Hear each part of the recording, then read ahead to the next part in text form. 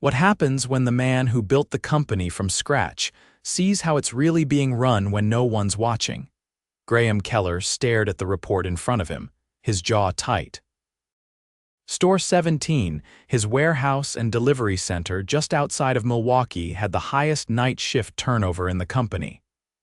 19 stores total, and this one had gone through 15 workers in 6 months. That wasn't normal. He'd heard the excuses.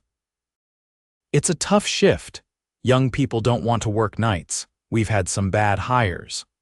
But Graham didn't build this company on excuses. He built it with his bare hands, starting with one used van, a storage unit, and a rented laptop in his sister's garage. Now it was a multi-million-dollar logistics chain. He didn't sit in boardrooms dreaming up slogans. He worked alongside his crew until he couldn't anymore. But lately, he'd felt the distance. As the company grew, he was seeing less of the floor and more of filtered updates. He needed to get back to the ground. He made the decision that night. Graham would go undercover on the night shift at Store 17. The workers wouldn't recognize him. He'd never been to that location in person. And the staff had changed too often for anyone to remember a founder. They'd only seen in training videos or onboarding emails. He shaved his beard, got a buzz cut, and swapped his usual button-down and boots for a high-visibility vest, steel-toe boots, and a name tag. Greg.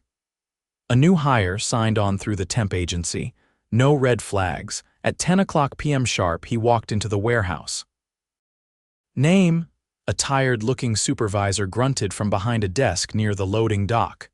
Greg K. First night, the guy barely looked up. All right, go find Nikki. She's running floor 2 tonight. He walked through the buzz of forklifts and conveyor belts until he spotted a slim woman with curly brown hair tied up, clipboard in hand, shouting over the hum of machines. You Greg? She asked, glancing at him. Yeah. Sorry, just finding my way. She gave a tired half nod. You'll shadow Devin. He's on lane 6. Watch him, help where you can. Follow safety signs and don't touch anything unless he says so. Got it? Yes, ma'am. She cracked a small smile at that. Don't call me ma'am. I'm not that old. He liked her immediately direct, firm, but not cold. She didn't waste time. He followed her directions, found Devin a soft-spoken kid, maybe 20, with bags under his eyes and a limp in his right leg, and got to work. The shift was brutal. They were short by at least 3 people. Graham didn't need a report to tell him that. Devin was doing the work of 2, maybe 3 workers, lifting, stacking, labeling, scanning. The kid barely paused to breathe. Break time? Graham asked around 2 in the morning, wiping his forehead. Devin shook his head. Already took mine. That didn't sit right. Graham checked the break schedule tacked to the wall. Devin's break wasn't for another 30 minutes. Graham didn't say anything, just kept working alongside him. By 4 in the morning, Devin's hands were shaking. He dropped a box and winced, grabbing his lower back. Take a minute, man, Graham said, crouching beside him. I'm fine, Devin muttered, standing too quickly. Before Graham could say anything, a voice snapped from behind. What's this? Another nap break, Devin. A short, wiry man in a black polo stepped up. Supervisor Reese, according to his badge. His voice was sharp, cutting through the warehouse noise like a blade. I'm not taking a break, Devin said, his voice low. Just slipped for a second, Reese scoffed. Slipped? You're always slipping. Maybe if you stopped whining and started moving like the rest of us, we wouldn't be behind. Graham stood up. He's not whining, he's hurting. Reese looked him up and down. You must be the new guy, Greg, right? Let me give you some advice. Don't cozy up to weak links. They'll drag you down with them. Devin looked like he wanted to disappear. His face flushed, eyes on the floor. Graham stepped forward. He's not a weak link. He's been busting his ass all night while you've been standing around barking. Reese's face darkened. You don't talk to me like that, temp. You don't know how things work here. Graham narrowed his eyes, heart thudding.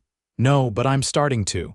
Before things escalated, Nikki appeared, her voice sharp. Reese, that's enough. Reese turned, flustered. He's interfering with I said enough, she said, her tone leaving no room for argument. She turned to Devin. Go take 15. Now, Devon nodded quickly and walked off. Graham felt something simmering under his skin. He'd seen a lot in his time, but that wasn't leadership. That was bullying. He knew one thing for sure.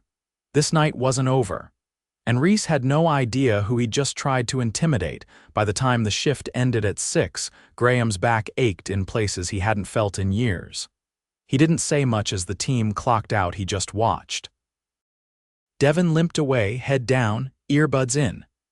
Nikki was at the far end of the warehouse talking quietly with someone from inventory.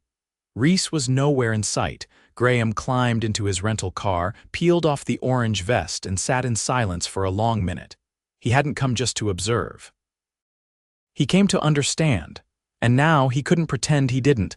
Later that afternoon, he called the local staffing agency as Greg Keller, not CEO Graham Keller. He asked to be rebooked for 4 more nights at store 17. They didn't hesitate, said they were desperate for reliable temps. That was all he needed to hear. At 9:30 that evening, he walked through the employee entrance again. Nikki was scanning the whiteboard when he arrived, a half-eaten protein bar in one hand. She looked up and gave him a surprised look. "You came back. Didn't scare me off." She glanced at the schedule. "You're on lane 4 tonight with Sasha." Sasha turned out to be a woman in her mid-30s with strong arms and a permanent frown. She didn't say much, just pointed to the stack of containers that needed to be broken down and sorted. Graham fell into rhythm beside her, lifting, labeling, logging. An hour in, she finally spoke. "You from the agency?" "Yeah," she nodded, taping a box shut. "Most don't last 2 shifts. What's that about?" Her eyes flicked toward the far end of the warehouse.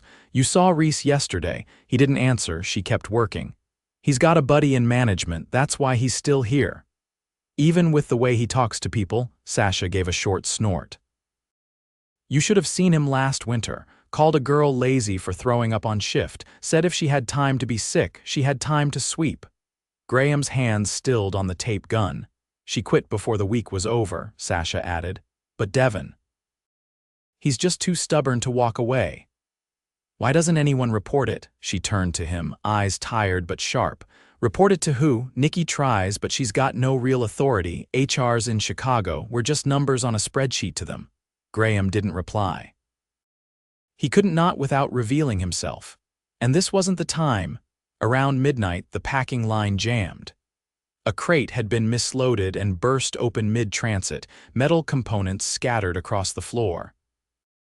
Sasha went to flag maintenance, so Graham grabbed a broom and started sweeping the area clear. Reese appeared from the corner, his badge swinging as he stormed over. "What are you doing?" "Cleaning the line." "You're not on cleanup. That's lane 2's job." "Get back to Sasha." Graham kept sweeping. "We're behind. This helps everyone." Reese stepped in close, voice dropping. "I said move, don't make me repeat myself." Graham met his eyes. "You're yelling at the guy trying to fix your delay." Reese's jaw clenched. "You're not paid to think. You do what you're told." Before Graham could answer, Nikki appeared behind them. "Reese, go check the outbound dock. They've been waiting 20 minutes. Reese looked at her, then back at Graham. "This guy's been overstepping since he got here." Nikki didn't blink. "I'll handle it."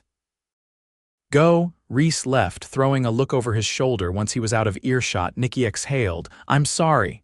Don't apologize for him." "I'm apologizing that you even have to deal with this." She paused. "He's been warned twice." "What's keeping him here?" She hesitated. "He's close with one of the regional logistics managers. They came over together from the last company. That's not a reason to tolerate abuse." "I know. I've filed everything I can, but I don't have the authority to terminate. I can only document and elevate." Graham tilted his head. "You ever think about leaving?" She gave a humorless laugh. "Every week. But I've got bills. And I'm not the one who's gonna let this place fall apart on my watch, even if someone else is trying to run it into the ground." Graham studied her. She wasn't staying out of fear. She was staying out of principle. That mattered. The rest of the shift dragged. The machinery acted up. A shipment arrived 2 hours early, throwing the entire staging plan into chaos. Sasha stayed late to help reorganize. Devon showed up for his shift right before sunrise, face pale, eye shadowed with fatigue. "You all right?"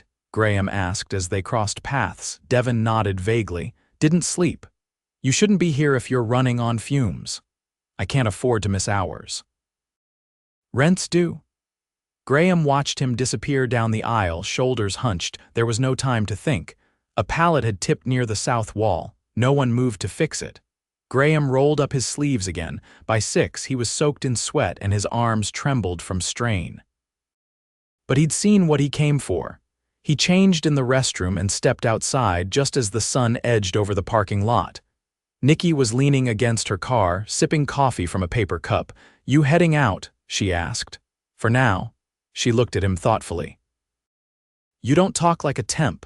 "Maybe I'm not." She narrowed her eyes. He stepped forward. "I need you to keep everything running tonight just like normal. Don't warn anyone. Don't change course. Can you do that?" She didn't move. "Why?" "Because tomorrow things are going to change. And I need to see one more shift before that happens." She studied him for a long moment, then nodded once. "I can do that." "Good." He walked to his car, pulled out his phone, and called his executive assistant. "Get me the regional HR director, today. And I want a conference room booked in Milwaukee for tomorrow morning. Clear my schedule. We're done outsourcing discipline." He hung up. This wasn't going to be a quiet fix. This was going to be a reckoning. The conference room was quiet except for the hum of the air conditioner and the muffled sounds of traffic outside. Graham sat at the head of the table, suit jacket folded neatly over the back of his chair, sleeves rolled up, eyes fixed on the man across from him. "You brought me out here for this," said Martin Delaney, regional logistics manager. He leaned back, arms crossed, the kind of posture that made it clear he didn't expect to be challenged. Graham didn't answer right away. He slid a folder forward thick, worn, filled beyond capacity with printed statements, photos, time-stamped logs, and incident reports. All of it compiled within 72 hours.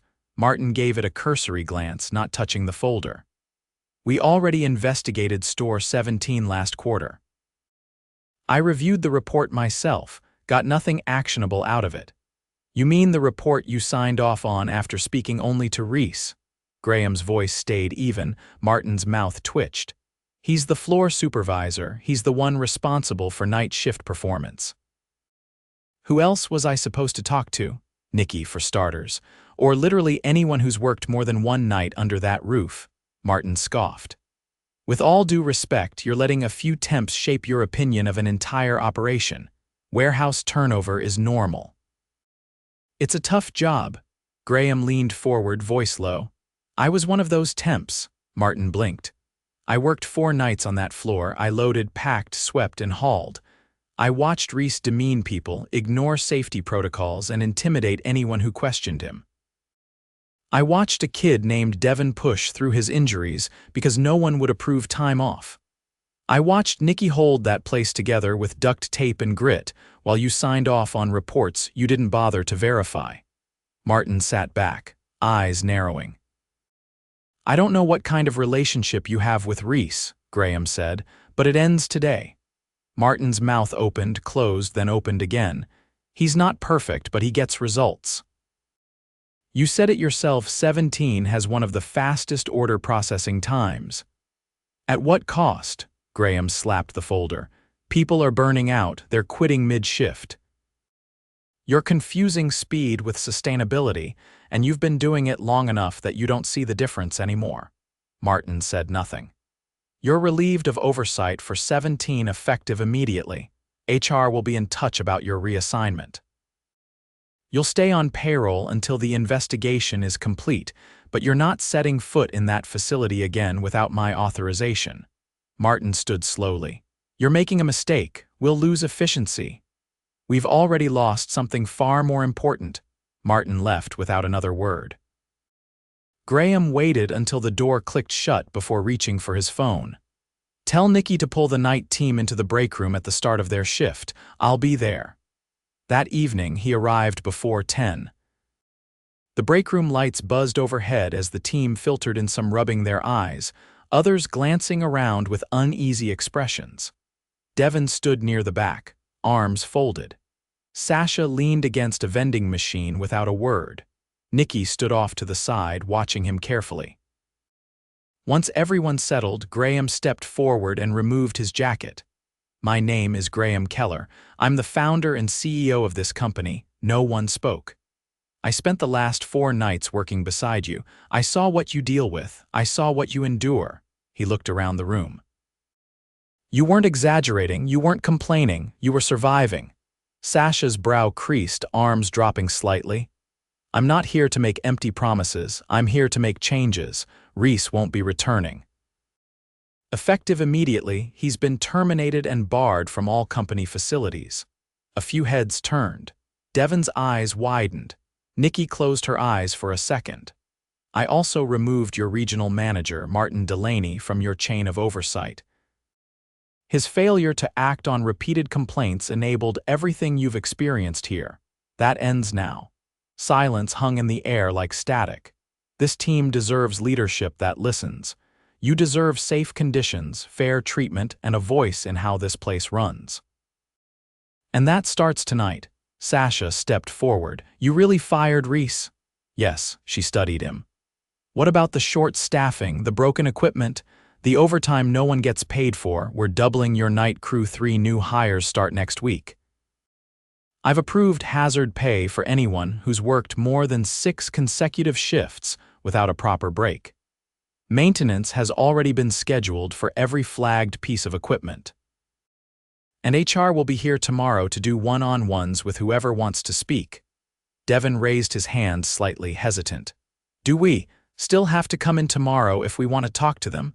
"No, you'll be paid for the time whether you're on the floor or in a meeting." Nikki looked at him.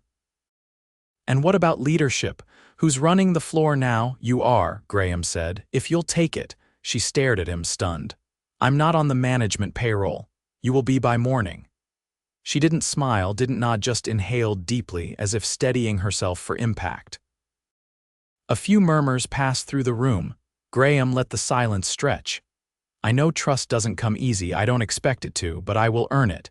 And so will anyone who wears a leadership badge in this company." No one clapped. This wasn't a speech, it wasn't a rally, it was a reckoning. Graham stepped back. "Get your gloves on, we've got a shift to run." By 2 in the morning, the difference was already showing. Nikki called out instructions with quiet authority. Sasha didn't pause between tasks, but for the first time, she didn't look like she was bracing for something. Devon moved slower than usual, but when he asked for a 5-minute break, Nikki waved him off with a nod and no questions. There were still gaps. The line stalled twice. One of the forklifts made a sound that sent 2 workers diving for cover. But no one raised their voice. No one was threatened.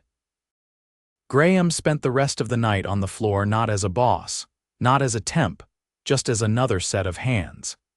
He helped wherever he was needed, answered questions when asked, and listened more than he spoke. At the end of the shift, Nikki approached him near the dispatch table. "You really meant all of that?" she asked. "I wouldn't have said it if I didn't," she nodded slowly. "Then I'll hold you to it. Good." As the team clocked out, he watched them go, not with urgency, but with something closer to relief. No one rushed, no one looked over their shoulder. And for the first time in months, Store 17 was quiet, not because it was empty, but because it was finally breathing. 3 weeks after Graham's final shift at Store 17, the night crew operated with a quieter rhythm. The chaos hadn't vanished, but it was controlled now, like a current running beneath the surface, instead of a crashing tide. The new hires were in training, and Nikki, now officially the night operations lead, was managing the floor with a presence that had earned her steady respect. She didn't raise her voice, didn't need to. She didn't hover either. She observed, delegated, corrected when needed, and kept things moving. Graham returned only once during those 3 weeks. Not undercover, not anymore. He came through the front doors during a shift change, clipboard in hand, dressed in a black polo without a logo. No camera crew, no HR entourage, just him and a plan. He met Nikki in the small office overlooking the staging floor. Her desk wasn't cluttered, but it was clearly lived in now. A half-drunk mug of tea sat beside a stack of printed schedules, and a whiteboard behind her had a rotating quote scribbled in dry erase marker. That day's read: You are not here to endure, you are here to build. You wrote that, Graham asked, nodding toward it. She capped her marker. Sasha did. She's been on a roll lately. He pulled a folded document from his clipboard and slid it across the desk. Final approval, you're getting 2 more floor leads, 1 for each side of the warehouse. Sasha and Devon, if they accept. Nikki raised a brow. Devon? He's already moved to 4-day weeks. We're clearing his PTO backlog now. The lead role would come with scheduling flexibility. You think he's not ready? She glanced out the window where Devon was walking the new hires through a barcode scanner demo. He's ready. He just doesn't know it yet. Graham leaned against the filing cabinet. Then help him see it. If anyone can, it's you. He didn't stay long. Just long enough to check the maintenance logs, speak with the safety coordinator, and confirm that the staffing agency had been replaced with a direct hiring model. No more faceless temps. Anyone stepping onto that floor would be part of the team from day 1. Later that week, Graham called a meeting at headquarters. Not for Store 17, but for every regional manager, operations lead, and HR partner across the company. The agenda was brief. He stood at the front of the room with 1 slide behind him. People over process. He spoke plainly, without notes. We will never again dismiss a toxic workplace as a staffing issue. We will never again assume performance metrics tell the whole story. And we will never again allow personal connections to shield bad leadership from consequences. He paused, letting the silence stretch. If you're in this room and you think your job is to maintain numbers rather than serve people, you're in the wrong place. Our employees are not tools.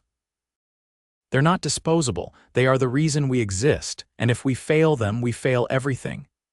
There were no questions afterward, just nods, some hesitant, some firm, but no challenges. Back at Store 17, the pace remained demanding. The job hadn't changed. Boxes still needed moving. Trucks still had to be loaded by dawn, but the shift felt different now. Sasha was the first to accept the lead role. She didn't celebrate. She just took the clipboard, nodded once, and asked when the next safety drill was scheduled. Devon held out a little longer. He didn't say no, he just didn't say anything at all until Nikki found him restocking tape rolls near the inbound dock. You're already mentoring. You're already watching out for your team. The title just catches up to what you're doing. Devon didn't look up. What if I mess it up? Then you'll fix it, like you always do. He agreed 2 days later. A month later, Graham returned again for a surprise check-in, not as a temp, not as a CEO, just as another set of eyes. He walked the floor with Nikki and Sasha, asking questions, listening more than talking. At the end of the walkthrough, Sasha turned to him. People didn't believe it at first, thought it was just damage control. He nodded. I figured, but they're starting to believe it now. That's not because of me. No, she said. It's because the people who were doing the damage are gone, and the ones who care are still here. Devon passed by with a younger worker in tow, showing her how to adjust the scanner height. Graham watched them for a moment, then turned to Nikki. You still thinking about leaving? She shook her head. Not anymore. They didn't linger. There was work to do, orders to fill, people to train, but as Graham stepped outside into the cold night air, he paused before opening his car door. For the first time in a long while, he didn't feel like he was running a company from a distance. He felt present, accountable, grounded, and the warehouse behind him, once silent with fatigue, now hummed with purpose. Not because it was perfect, but because it was honest. And because the people inside finally had someone looking out for them, and the power to look out for each other.